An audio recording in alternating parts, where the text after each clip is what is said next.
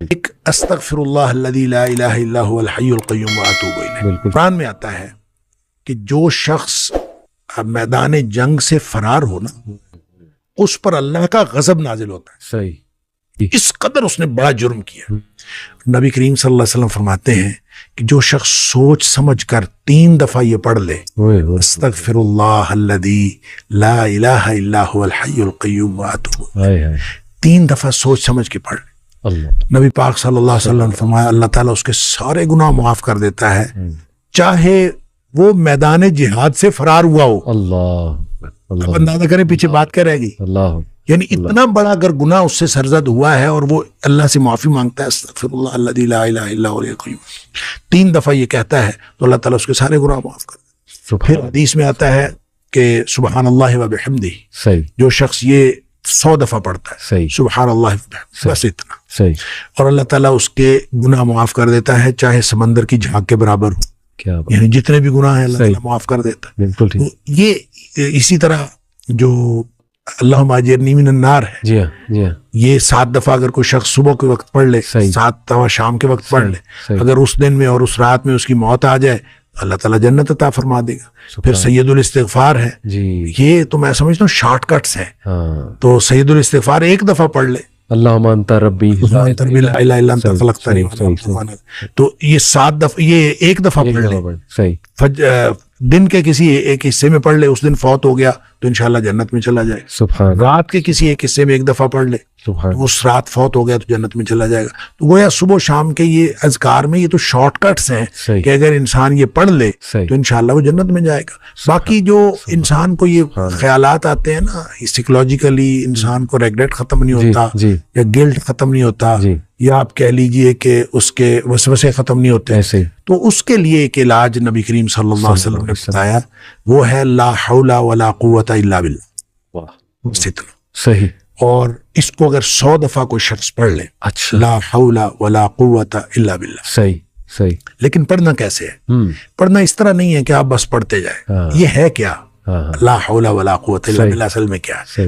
हौल का माना भी कुव्वत है और कुव्वत का माना भी कुव्वत है। ला हौला वला कुव्वत, यूं कह लीजिए ना कोई इज्तिमाई ताकत ना कोई इनफिरादी ताकत इल्ला बिल्लाह, सिवाय अल्लाह के, या ना गुनाह छोड़ने की ताकत ना नेकी करने की ताकत इल्ला बिल्लाह। यानी या तो एक को पॉजिटिव बना ले, एक को नेगेटिव बना ले, या एक को इज्तिमाई या एक को इनफिरादी। अब अल्लाह के सामने इसको अपना मसला समझ के ना, अपना जो भी मसला है वो सोचे और सोच के अपने अल्लाह के सुपुर्द कर दे, या अल्लाह मेरी तो कोई ताकत नहीं, ना इनफिरादी ना इज्तिमाई, इल्ला बिल्लाह। हाँ, तू अता फरमाए ताकत तो हो सकती है। क्यों मैं इसको कहता हूं ये बेबसी का कलमा है। बेबस आदमी अपने अल्लाह के सामने बेबसी का इजहार करे इस कलमे के जरिए। सही सही। तो फिर ये नबी पाक सल्लल्लाहु अलैहि वसल्लम ने फरमाया, जिस शख्स ने कहा था ना मुझे वसवसे आते हैं जी, आपने फरमाया ला हौल वला कुव्वता इल्ला बिल्लाह पढ़ा कर, तेरे वसवसे भी खत्म हो जाएंगे और इसके अलावा अल्लाह ताला तेरे 100 मसले हल कर देगा। वाह वाह। आप अंदाजा करें एक शख्स के 100 मसले होते नहीं है। सही। 2 नहीं तो 4, 4 नहीं तो 6, 6 नहीं तो 8, इससे ज्यादा मसले तो किसी के होते ही नहीं। तो ला हौला वला कुव्वता इल्ला बिल्लाह पढ़ने से वसवसे भी दूर हो जाते हैं, और इसके अलावा, और वसवसे जब हदीस में इसका लफ्ज वसवसे आता है तो मैं इसका समझता हूँ कि इससे मुराद साइकोलॉजिकल प्रॉब्लम्स हैं।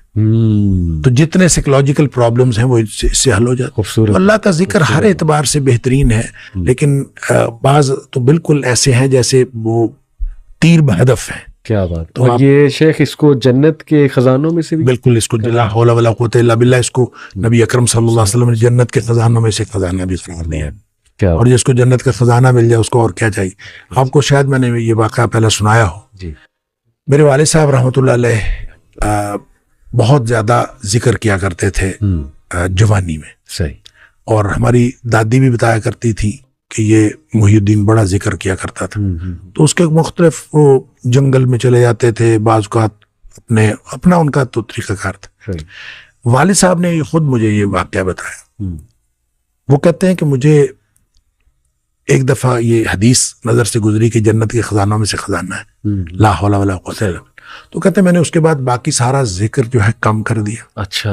तो सबसे ज्यादा इसी को पढ़ा, ला हौला वला कुव्वता। क्या कहते मैंने ये सोचा कि जिसको जन्नत का खजाना मिल जाए उसको और क्या चाहिए। तो कहते मैंने सुबह शाम कसरत के साथ ला हौला वला कुव्वता इल्ला बिल्लाह, ला हौला, बस यही। असल में ये बात वालिद साहब ने मुझे इस सवाल के जवाब में बताई थी कि वालिद साहब ने कभी भी दुनियावी तौर पर कोई कारोबार, कोई जॉब नहीं की। अच्छा। ना कोई कारोबार किया, सही, ना कोई जॉब की। सही सही। 16 बहन भाई हम थे जिनको पाला उन्होंने। माशाअल्लाह। तो मैंने एक दफा उनसे ही पूछा था कि अब्बा जी आपको कभी जिंदगी में कारोबार करने का ख्याल नहीं आया? उनका आया था, उनका कारोबार का ख्याल आया था जवानी में। फिर उन्होंने ये वाकया बताया। उनका जब ये मैं ला हौला वला कुव्वता इल्ला बिल्लाह बहुत ज्यादा पढ़ता, उससे पहले कहते मैं सोचा करता था कि मैं कोई कारोबार कर लूं। तिजारत कहते हैं मुझे बहुत पसंद थी, इसलिए भी पसंद थी कि नबी पाक सल्लल्लाहु अलैहि वसल्लम को तिजारत पसंद थी, और इसलिए भी कि नबी पाक सल्लल्लाहु अलैहि वसल्लम फरमाया इसमें बहुत ज्यादा बरकत है। सही। कहते मैं सोचा करता था, किया नहीं कभी।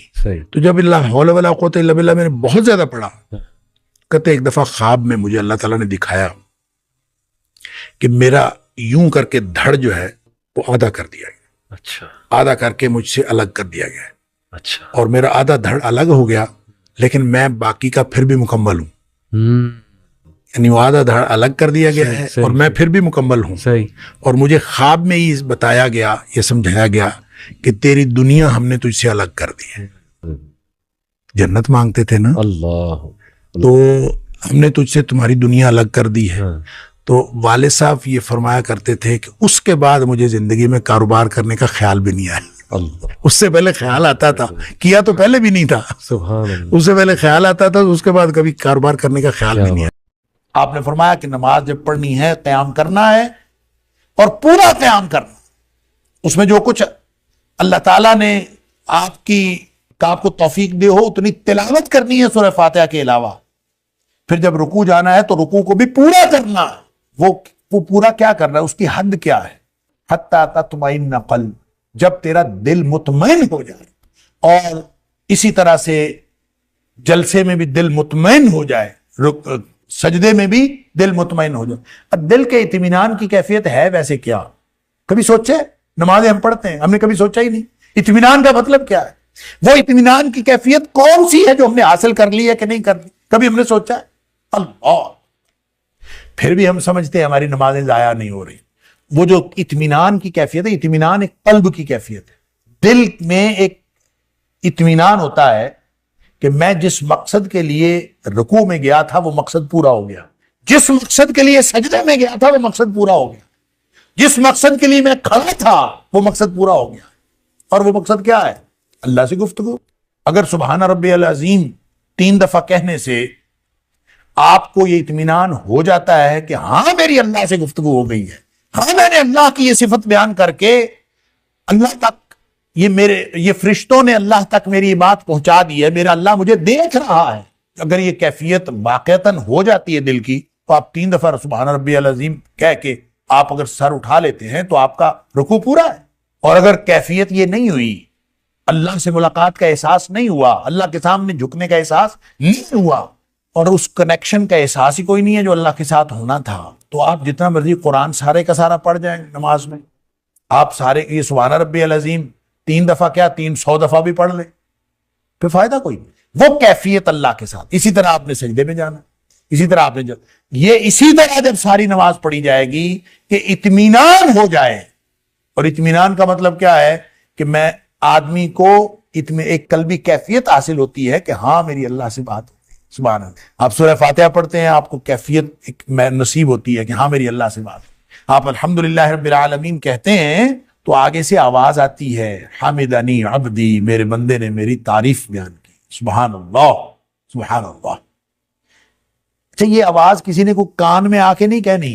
मैं अक्सर कहता हूं कि कभी आवाज सुनी है, तो बाद में स्टूडेंट्स कहते हैं हाँ जी हमने तो कभी नहीं सुनी। तो ये आवाज सुनने का मतलब ये नहीं है कि कान में आके बात करेगा। आवाज सुनने का मतलब यह है कि कल्बी कैफियत महसूस करे कि मैंने अपने अल्लाह से एक बात की थी, मेरे अल्लाह ने उसका जवाब दे दिया। सुभान अल्लाह। यह है वो इत्मीनान जिसको नबी करीम सल्लल्लाहु अलैहि वसल्लम ने इत्मीनान फरमाया। अगर इस इत्मीनान के साथ आपने सारे अरकान अदा किए हैं नमाज के, तो अल्हम्दुलिल्लाह नमाज पूरी है। और अगर इस इत्मीनान के बगैर अदा किए हैं, ना क़याम का पता, ना रुकू का पता, ना सजदे का पता, बल्कि हमें तो यह भी नहीं पता होता रकतें भी पूरी पड़ी हैं कि नहीं पड़ी। अजीब व गरीब कैफियत नमाज की। तो बहुत बड़ा खतरा है इस बात का कि हम कहीं अदाउस सलात में न चले जाएं। इन्ना लिल्लाहि व इन्ना इलैहि राजिऊन। फखलफ मिन बादिहिम खल्फुन